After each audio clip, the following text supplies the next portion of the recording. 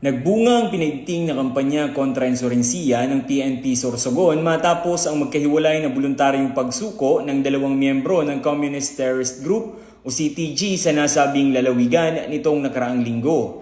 Unang sumuko si alias Sison, 80 taong gulang, residente ng Pilar, Sorsogon, at sinundan ito ng pagsuko sa mga otoridad ni alias Cha, 48 taong gulang, residente ng Sorsogon City at kinilalang full-time CTG member. Ang kanyang pagsuko ay naisakatuparan sa pamamagitan ng joint operation na pinangunahan ng Sorsogon 1st Provincial Mobile Force Company, katuwang ang AFP at iba pang unit ng PNP at intelligence units. Kasabay ng pagsuko ay ang voluntaryong pag-turnover ng isang improvised na baril kalibre 5.56, 3 improvised explosive devices o IEDs, at 28 piraso ng 5.56 ammunition.